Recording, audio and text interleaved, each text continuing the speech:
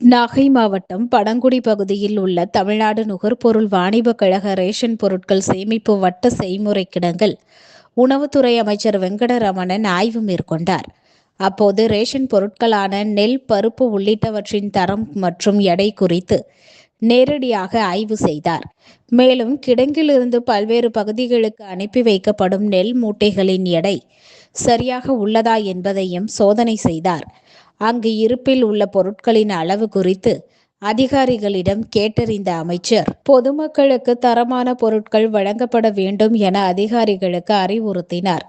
இந்த ஆய்வின் போது மாவட்ட ஆட்சியர் பிரவீன்குமார் மற்றும் அரசு அதிகாரிகள் உடன் இருந்தனர். Oil rice 630 metric ton sir, கார் rice 76 metric ton sir, sugar 181 metric ton sir, yellow lentil 54 metric ton sir.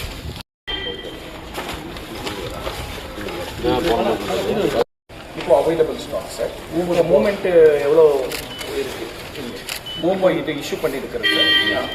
இது நம்ம ரைஸ் ஆர்டெக் 1550 ஸ்டாக் வச்சுருக்கோம் சார். இங்கேருந்து வர பிஎம்டிவாக பேசுகிறோம் சார். இப்போ பருப்பு கடை ஆயில் 89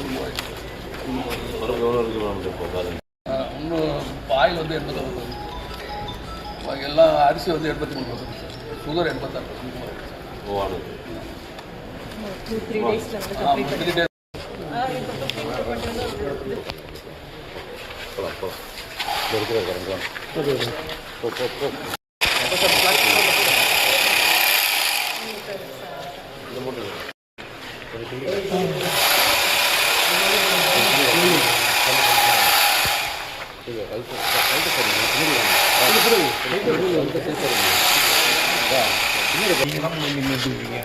லூஸ் இருக்கிறதுல எங்கே இருக்குது? எல்லாமே ஃபுல் மூட்டை தான் இருக்குது. பருப்பில் லூஸ் இருக்கிறதுக்கு அப்பப்போ போட்டுருவோம். அப்போ தேவைக்கு அப்போ தான் அப்பப்போவே ஸ்டிச் பண்ணிடுவீங்க. ஸோ லூஸ் எதுவுமே வைக்க மாட்டோம்.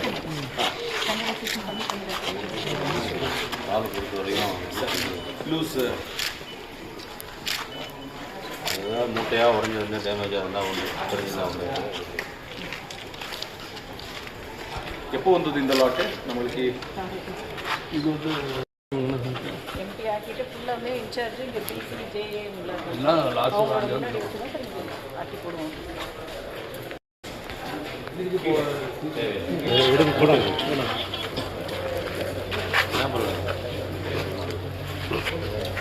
கால் போகிறோம் அந்த சாப்பிட மட்டும் பின்னாடி போட்டு அதே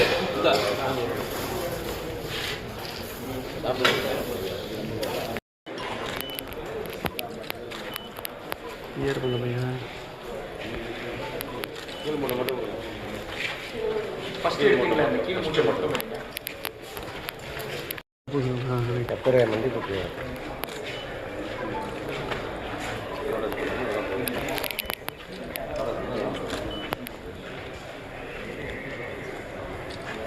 கமர்ஷியல் இதெல்லாம் போகணும். Yes sir. இப்போ ஏன்னா 2022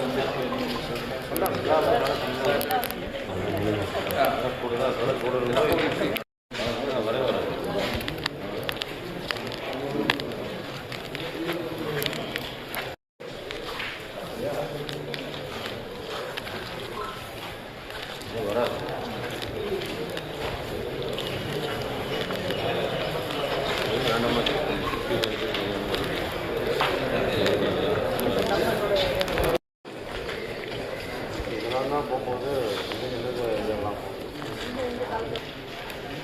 எம்டி சாக் மீட்டர்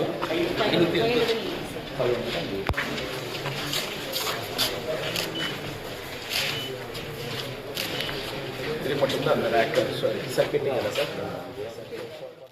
இதனைத் தொடர்ந்து செய்தியாளர்களை சந்தித்த அமைச்சர் வெங்கடரமணன் கூறுகையில், டெல்டா மாவட்டங்களில் நெல் உற்பத்தி மற்றும் இருப்பு இயக்கம் தொடர்பாக ஆய்வு மேற்கொள்ளப்பட்டு வருவதாகவும், அதன் ஒரு பகுதியாக நாகை மாவட்டத்தில் ஆய்வு செய்ததாகவும் தெரிவித்தார். விவசாயிகள் மற்றும் சுமை தூக்கும் தொழிலாளர்களின் கோரிக்கைகள் குறித்து முதல்வரின் கவனத்திற்கு கொண்டு செல்லப்பட்டு உரிய நேரத்தில் படிப்படியாக நிறைவேற்றப்படும் என்றார்.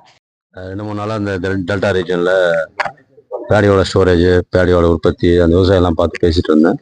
ஸ்பெசிஃபிக்காக இங்கே நாகப்பட்டினம் வரும்போது இங்கே ஸ்டோரேஜ் ஃபெசிலிட்டிஸ் எப்படி இருக்குது, நம்மளோட அந்த நிறைய ஏரியாவில் ஒரு 2 மில்லை பார்த்தோம். அண்ட் இப்போ இந்த பனங்குடி இந்த தாலுகா குடோனில் கூட ரைஸோட மூவ்மெண்ட் எப்படி இருக்குது, எந்த அளவு ஸ்டாக் இருக்குன்னு பார்க்க வந்திருக்கோம். இந்த ஸ்டாக்கை பொறுத்த வரைக்கும் எல்லா இடங்களும் மூவ்மெண்ட் பண்ணிகிட்டு இருக்கோம், போயிட்டு இருக்கு. இருந்தாலும் மக்களோட குறைகள் வந்து மூவ்மெண்ட் பண்ணலை, நிறைய ஸ்டாக் இருக்குன்னு சொல்லிடுறாங்க. அதை விஷயமா செக் பண்ணுறதுக்காகவும் தேவைப்பட்டால் எக்ஸ்டெண்டாக ஒரு ஸ்டோரேஜ் ஏரியா மார்க் பண்ணுறதுக்காக ஆட்சியோட வந்திருக்கோம். ஆட்சியர் இருக்காங்க, எங்கள் எஸ்ஆர்எம் இருக்காங்க, கூட வந்திருக்கோம், பார்த்துட்டு இருக்கோம். அதான் இந்த ஆட்சியை பொறுத்து எல்லா இடங்களையுமே டிரான்ஸ்பரண்டாகவும் ஒரு ஓப்பன் மைண்டாக தான் எல்லாரும் ஒர்க் பண்ணுறாங்க. எல்லா மக்களும் மட்டுமல்ல, எல்லா ஊழியர்களும் எல்லா விதமான நிர்வாகமும் வெளிப்படைத்தன்மையாக ஒர்க் பண்ணுறாங்க. என்ன கவர்மெண்ட் ஆத்தரைஸ் பண்ணியிருக்கோமோ அதை மட்டும்தான் கவர்மெண்ட் மூலமாக வாங்கிக்கிறாங்க. அது துரிதப்படுத்தி கொடுத்துட்டு இருக்கோம். வேறு எந்த ஆங்கிலையும் வேறு எந்த இடத்துலையுமே அதிகப்படியாக வாங்குறதுங்கிறது எங்கேயுமே இல்லை. கவர்மெண்ட்டுக்கு வந்து ஊதியம் உயருங்கிறீங்களா? என்ன ஊதியம் நிர்ணயிச்சிருக்கோமோ இது வரைக்கும் வாங்குறாங்க. கவர்மெண்ட்ல வந்து 3 ரூபா தான் கொடுத்தாங்க ஏற்கனவே கொடுத்தாங்க. இப்ப என்ன கொடுத்தாங்கன்னு சொல்லல. இப்ப எவ்வளவு சார் மூட்டைக்கு? எவ்வளவு என்ன கொடுத்துட்டு இருக்கோமோ அதை கண்டினியூ பண்ணிட்டு இருக்கோம். அதான் அவங்க போன கவர்மெண்ட்ல கூடுதலா நீங்க அவங்க எதுக்கும் செஞ்சீங்கன்னா அவங்க விவசாயிகள்கிட்ட வாங்க மாட்டாங்க. ஏன்னா அவங்க லோடுமேனுக்கு வந்து கம்மியா தான் காசு, சம்பளம் கிடையாது. நான் இப்போ லோடுமேன் தான் பேசியிருக்கேன். இதில் லோடுமேன்ஸ் இருக்காங்க, இங்கே எல்லா பக்கமும் லோடுமேன் பார்த்து பேசிட்டு இருக்கேன். ஒவ்வொரு மக்கள் கோரிக்கையும் அக்ரிகல்ச்சர்லேருந்து விவசாயத்துலேருந்து எங்கெல்லாம் மீட் பண்ணுறோமோ நம்ம இங்கே ஒர்க் பண்ண லோடுமேன்லேருந்து அவங்க கோரிக்கையை கேட்டிருக்கோம். அது ஒவ்வொரு நேரம் வரும்போது டைம் டு டைம் வரும்போது அவங்க கோரிக்கைகள் நிறைவேற்றி கொடுப்போம். அது அதிகப்படியான வேலை நிரந்தரம் சம்மந்தப்பட்டதோ இல்லை ஊதியம் கம்மியாக சொன்னால் கூட அதை முதலமைச்சர் பார்வை கொண்டு போய் டைம் கிடைக்கும் போதெல்லாம் ஒவ்வொரு படிப்படியாக அவங்களோட தேவைகளை பொறுத்து வைக்கிறோம். எந்தெந்த குடோன்ஸில் செமி கவர்டு குடோன் போகும்போது அதெல்லாம் போட்டுட்ருக்கோம். எங்கெல்லாம் குடோன் மூவ் பண்ண முடியுமோ அதை மூவ்மெண்ட் பண்ணிட்டு இருக்கோம். ப்ரிப்பேர் பண்ணிட்டு இருக்கோம். கவர்டு குடோன் பண்ணுறோம், செமி கவர்டு குடோன் பண்ணிட்டு இருக்கோம். எங்கெல்லாம் ஓப்பனாக இருக்கோ அதுக்கெல்லாம் ஷீட் போட்டு க்ளோஸ் பண்ணுறோம். அதிகப்படியான நிலை இருந்தால் அதுக்கு ஹல்லிங் பண்ணுறதுக்கோ ஹல்லிங் பண்ணுற இடத்துல இருக்கிறத மற்ற ஏரியா மூவ்மெண்ட் பண்ணுறதுக்கோ ஸ்டெப்ஸ் துரிதமாக எடுத்துகிட்டு இருக்கோம், நடந்துட்டு இருக்கோம். நம்ம உங்களுக்கு என்னன்னு தெரியும், காவிரியை பொறுத்த வரைக்கும் மேட்டூர் டேமில் என்ன லெவல் தண்ணி இருக்குன்னு தெரியும். எந்த லெவலில் தண்ணி இருந்தால் திறந்து விட முடியுங்கிறதும் எல்லாருக்கும் தெரிஞ்சுதான். இந்த மூடி மறைக்கிறதுக்கு ஒளி மறை எதுவுமே இல்லை. விவசாயிகளுக்கு என்னென்ன தேவைகள் தேவைப்படுதோ, என்ன அவங்க எதிர்பார்க்குறோம் அதை முதலமைச்சர்கிட்ட கலந்து ஆலோசனை பண்ணிட்டு உடனடியாக அக்ரிகல்ச்சர் வேளாண்மை துறை மூலமாக வேளாண்மை நிர்வாகம் மூலமாக பண்ணிக்கிறோம்.